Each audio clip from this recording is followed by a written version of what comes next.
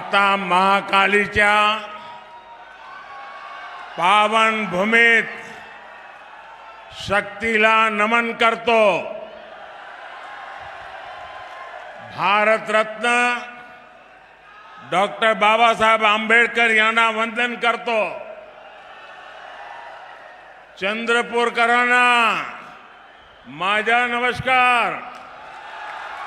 ये चंद्रपुरी है जिसने अयोध्या में भव्य राम मंदिर निर्माण के लिए लकड़ी भेजी.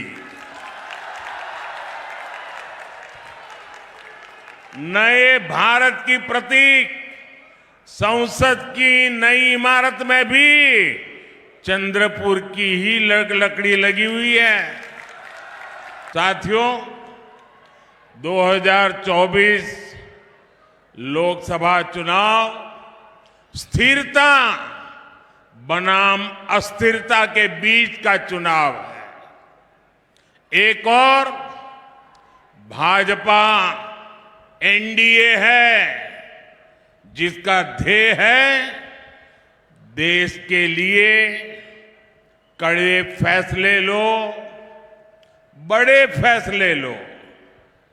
दूसरी ओर कांग्रेस और इंडी गठबंधन है जिसका मंत्र है जहां भी सत्ता पाओ खूब मलाई खाओ. इंडी गठबंधन ने हमेशा देश को अस्थिरता में झोंका है. एक स्थिर सरकार क्यों और कितनी जरूरी होती है, ये महाराष्ट्र से बेहतर और कौन जानेगा. इंडी अलायंस की केंद्र में जब तक सरकार रही, महाराष्ट्र की लगातार उपेक्षा होती रही. जब इंडी अलायंस वाले ढेर सारी साजिशें करके जनादेश लूटकर राज्य की सत्ता में पहुंचे, तो भी इन्होंने सिर्फ और सिर्फ खुद का ही विकास किया, परिवार का ही विकास किया. किसका कितना हिस्सा होगा, कौन सा ठेका किसको मिलेगा, मलाईदार पोस्ट किसके खाते में कितनी आएगी, ये पूरे महाराष्ट्र का भविष्य इन्होंने अपनी इसी हिसाब किताब के भेंट चढ़ा दिया था. महाराष्ट्र के विकास से जुड़ा कोई भी प्रोजेक्ट देखते ही ये कहते थे कमीशन लाओ या काम पर ब्रेक लगाओ. जब यहां पर नए एयरपोर्ट की बात आई, इंडिया अलायंस वालों ने कहा कमीशन लाओ या काम पर ब्रेक लगाओ. इन लोगों ने जलयुक्त शिवार योजना बंद कर दी. बलिराजा जल संजीवनी योजना जो विदर्भ और मराठवाड़ा में सिंचाई के लिए थी, उसे भी इंडी गठबंधन वालों ने ठप कर दिया था. विदर्भ के विकास के लिए मैंने जिस समृद्धि महामार्ग का लोकार्पण किया, उसका भी इन लोगों ने विरोध किया था. इन लोगों ने मराठवाड़ की वाटर ग्रिड योजना बंद कर दी, कोंकण में रिफाइनरी प्रोजेक्ट रोक दिया, मुंबई मेट्रो का काम रोक दिया था. यहां तक कि पीएम आवास के लिए केंद्र से पैसा आने के बावजूद इन्होंने गरीबों को घर देना बंद कर दिया था. इनका लक्ष्य एक ही था, कमीशन लाओ या काम पर ब्रेक लगाओ. भाई और बहनों, हमारी सरकार ने महाराष्ट्र और विदर्भ के विकास के लिए इन सभी योजनाओं को फिर से शुरू किया है. मुख्यमंत्री एकनाथ जी शिंदे, उप मुख्यमंत्री देवेंद्र फडणवीस जी और अजीत पवार जी के साथ पूरी सरकार दिन रात काम कर रही है। विकास के बड़े काम तेजी से पूरे हो रहे हैं और जब नीयत सही होती है तो नतीजे भी सही होते हैं। इसलिए साथियों, आज देश का दलित, पिछड़ा, आदिवासी और गरीब मोदी सरकार को अपनी सरकार मानता है, अपनापन महसूस करता है। मोदी किसी शाही परिवार में पैदा होकर प्रधानमंत्री नहीं बना। मोदी एक गरीब परिवार में जन्म लेकर आपके बीच रहकर यहां तक आपने पहुंचाया है। और इसलिए मुझे पता है, जिन करोड़ों देशवासियों के पास अपना घर नहीं था, उनमें ज्यादातर दलित, पिछड़ा, आदिवासी ही थे। ये दलित, वंचित, आदिवासी ही थे जिनकी बस्तियों में पीने को पानी नहीं था, बिजली नहीं, सड़कें नहीं। इसी समाज के बच्चों को शिक्षा के अभाव से सबसे ज्यादा जूझना पड़ता था। साथियों, इसलिए मोदी ने गारंटी दी थी कि हमारी सरकार दलित, आदिवासी और पिछड़ा परिवारों का जीवन बदलने के लिए काम करेगी। मोदी ने वंचित वर्ग के हालातों को बदलने के लिए निरंतर मेहनत की है। देश में जिन 4 करोड़ गरीबों को पीएम आवास मिले हैं, उनमें सबसे ज्यादा इसी वर्ग के लोग हैं। हमने जिन 10 करोड़ से ज्यादा परिवारों को मुफ्त उज्ज्वला सिलेंडर दिया, वो कौन है? वो अधिकांश इसी वर्ग के लोग हैं। हमने वंचित वर्ग के हर परिवार के घर में शौचालय बनवाया है। आज हम 80 करोड़ से ज्यादा जरूरतमंदों को मुफ्त राशन दे रहे हैं। इसमें हमारे दलित, आदिवासी और पिछड़ा ही सबसे ज्यादा है। आपको पीछे मुड़कर देखने की जरूरत नहीं है। आप खुद का लगाओगे भी तो भी दिखाई नहीं देगा। आखिर तक लोग खड़े हैं। यहां कुछ लोगों को मन करता है जरा देखे पीछे कितने लोग हैं। जहां मेरी नजर पहुंचती है, मुझे लोग ही लोग नजर आ रहे हैं। और इसलिए आप लोग पीछे मुड़कर नहीं देखोगे तो चलेगा। आज 50 करोड़ से ज्यादा गरीबों को 5 लाख रुपए तक का मुफ्त इलाज मिल रहा है। आज जिन 11 करोड़ किसानों के खाते में किसान सम्मान निधि का पैसा जा रहा है, वो छोटे और कमजोर किसान ही है। आज हमारे दलित, वंचित, पिछड़ा और आदिवासी समाज के लोग सिर उठाकर जिंदगी जी रहे हैं। ये सब कुछ हो रहा है तो इसका श्रेय किसको जाता है? इसका श्रेय किसको जाता है? इतनी प्रगति हो रही है, श्रेय किसको जाता है? देश गरीब से गरीब व्यक्ति का भला कर रहा है, इसका श्रेय किसको जाता है? आपका जवाब गलत है। ये मोदी के कारण नहीं, ये सब आपके एक वोट की ताकत ने किया है। जिसने भारत की बंजर भूमि में उम्मीद की नदियां खोदी है, सुन लो कांग्रेस वालों, उनका ही नाम मोदी है।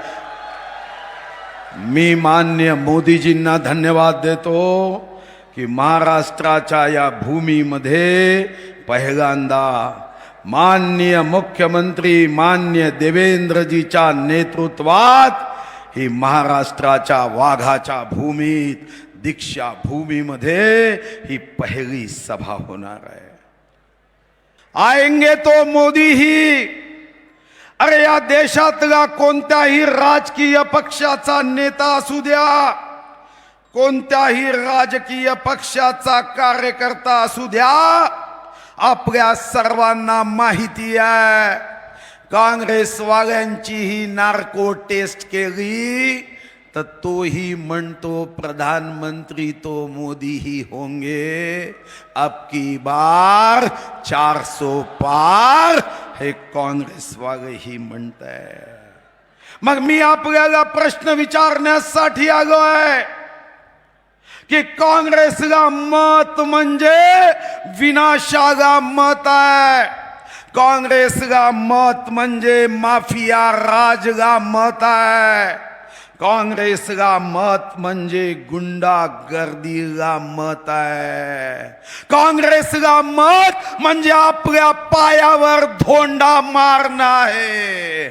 मी आपल्याला विनंती करतो आहे की चला हा शंखनाद हा आपण विकासासाठी करू. खरं तर मला काँग्रेसच्या एका नेत्याची कीव येते. तो म्हणाला की मुनगंटीवाराचं आम्ही डिपॉझिट जप्त करणार आहे. मी म्हणालो की अरे बाबा, तुला माहीत नाही माझं डिपॉझिट हे सामान्य माणसानी आपल्या घामाचा एक एक रुपया देऊन हे डिपॉझिट भरलं आहे. या चंद्रपूर पासून आर्णी पर्यंतचा प्रत्येक गरीब माणूस आपल्या घामाचा 1 रुपया देऊन डिपॉझिट भरलाय. हे दारू दुकानातून कमावलेले पैसे नाही की डिपॉझिट जप्त करायला तुम्ही निघाले आहे. अरे मुदई लाख बुरा चाहे तो क्या होता है, वही होता है जो मंजूरे जनता को होता है. तुम क्या, राहुल गांधी भी आके वार्ड में पदयात्रा करेगा तो जनता का डिपॉजिट कभी जब्त नहीं कर सकता. पे खर्च करून मायावी प्रचार केला जातोय. माझी मुलगी मला म्हणाली बाबा त्यांचे बोर्ड जास्त आहे. मी म्हणालो चिंता करू नको बेटा, त्यांचे बोर्ड जास्त असतील पण कार्यकर्ते प्रचारासाठी मात्र महायुतीचे जास्त आहे. अरे तुम्ही अँटी सोशल काम कराल आणि सोशल मीडियामध्ये एखाद्या गावात तुम्ही प्लॅन करून भाजपची गाडी अडवल्याचं दाखवून नौटंकी कराल तर 19 एप्रिलला तुमची नौटंकी, तुमच्या चेहऱ्यावरचा हा बुरखा, अँटी सोशल बुरखा फाडल्याशिवाय राहणार नाही. हेही मी सांगायला आलो आहे. मात्र जात का आठवते, कारण जात यासाठी आठवते की जेव्हा तुम्हाला विकास सांगता येत नाही तेव्हा मात्र जात आठवते की मला पहा फुगे वहा. मी तुम्हाला विश्वास देतो, नवे वचन देतो, ज्या अयोध्येच्या प्रभू राम मंदिरासाठी मी प्रत्येक द्वार बनवण्यासाठी काष्ट पाठवला. रघुकुल रीत सदा चली आई, प्राण जाय पर वचन न जाई. मी तुम्हाला वचन देतो, मी जर निवडून आलो तर संसदेमध्ये या वाघाच्या भूमीचा आवाज पूर्ण देश ऐकेल. मी तुम्हाला वचन देतो की मी कधीच जातीचं राजकारण करणार नाही. तुम्ही कोणत्याही जातीचे असा, त्या जातीचा जर खासदार निवडून आला तो जेवढं विकास काम करेल त्याच्यापेक्षा 10 पट विकास काम हे मी करेल हा विश्वास ठेवा. मी नेहमी विकासाचं राजकारण केलं. आता काही धृतराष्ट्राचा DNA असणारे काही काँग्रेसचे लोक आहे, मग विचारतात अरे तुम्ही विकास काय केला. अरे निवडणूक विकासावर होऊ द्या, तुम्ही विकास सांगा, मीही विकास सांगतो. तुमच्याही कुटुंबात खासदार आमदार होते, तुमचंही 2 वर्ष 8 महिने सरकार होतं. मी परवा एका काँग्रेस कार्यकर्त्याला विचारलं की तुझ्या पक्षाने केलेलं विकास काम सांग. त्यांनी मेंदूला ताण दिला. पण विकास काम सांगू शकला नाही. पण मी सांगतो की या जिल्ह्यामध्ये पूर्ण शक्तीने विकास कामं केली. जा गव्हर्नमेंट इंजिनिअरिंग कॉलेजमध्ये टाटा ट्रस्टच्या माध्यमातून न्यू टेक्नॉलॉजीसाठी मी 263 कोटी आणले. काय हे विकास काम नाही? मेडिकल कॉलेज एम्सच्या बरोबरीने या चंद्रपूर जिल्ह्यात बांधण्याचा काम सुरू केलं. टाटा कॅन्सर हॉस्पिटल जे वाराणसीला आहे त्याच धर्तीवर चंद्रपूरमध्ये बांधण्याचा मी काम सुरू केलं. SNDT युनिव्हर्सिटी, गोंडवाना विद्यापीठ, सैनिक शाळा, बाबा आमटे अभ्यासिका, डॉक्टर श्यामाप्रसाद मुखर्जी वाचनालय, वन अकादमी, BRTC, राम सेतू, कृषी महाविद्यालय, 5001 किलोमीटरचे पांधन रस्ते, वरोरा येथे भाजीपाला संशोधन केंद्र, वरोरा इथे इलियाब्री, 100 कोटीची वरोड्यात पाणी पुरवठा योजना, 12,951 हेक्टरला सिंचन करणारा चिचडोह प्रकल्प, 10,199 हेक्टरला सिंचन करणारा कोटगल प्रकल्प, पळसगाव आमडी प्रकल्प, शिवनी चोर प्रकल्प, मोगझरी तलाव, चिंचाळा तलाव, माझी मालगुजारी तलाव 140 कोटी, भेंडारा प्रकल्प, दिंडोरा प्रकल्प, ताडोबा सफारी, 1500 लर्निंगच्या शाळा, जिल्हा परिषद शाळेसोबत 400 ISO अंगणवाड्या, ॲडव्हान्टेज चंद्रपूर 75,000 कोटीचा MOU. तरी अंधांना विकास दिसत नाही. दारू दुकानाची संख्या 1 वरून 17 करणे म्हणजे जर हा विकास असेल तर बंधू भगिनींनो मी खबरदार करण्यासाठी आलो आहे, मी सावधान करण्यासाठी आलो आहे. अरे हे मत पवित्र मत आहे. हे मत बोटाला जेव्हा शाहीचा थेंब लागतो तेव्हा लाखो लाखो शहीदांनी आपल्या आई वडिलांची शपथ घेऊन भारत मातेच्या चरणी आपल्या शरीरातले लाखो रक्ताचे थेंब भारत मातेच्या चरणी अर्पण केले. तेव्हा हा बोटाला शाईचा थेंब लागतो. हा देशासाठी मतदान करण्यासाठी खर्च करा. हा देशीसाठी मतदान होता कामा नये. मतदान देशासाठी झालं पाहिजे. आणि आमचे आदरणीय मुख्यमंत्री, आदरणीय उपमुख्यमंत्री आहेत. हे दोनही नेते मनापासून माझ्यावर प्रेम करतात. मी विश्वास देतो की केंद्र सरकारच्या योजना या तर लोकसभा क्षेत्रात आणीनच, चंद्रपूरचा चगावीन, पण राज्य सरकारचाही मला 29 वर्षाचा अनुभव आहे. देवेंद्रजीच्या नेतृत्वात त्यांनी मला अर्थमंत्री म्हणून संधी दिली. 5 वर्ष 17 दिवस अर्थमंत्री होतो. जरी मी अर्थमंत्री नसलो तरी अजूनही मला तिजोरीचा कोड नंबर जसाच्या तसा पाठ आहे. राज्याचेही पैसे, हे राज्याचेही पैसे हे विकासासाठी मी निश्चितपणे लागेन. खरं तर खोटं किती बोलावं, त्या बोर्डावर लिहिलंय म्हणजे हुकुमशाही विरुद्ध लोकशाहीचा लढा आहे. खरंच यांना पाहावं, पूर्ण झाडाची फुगं तोडून यांच्या अंगावर व्हावी.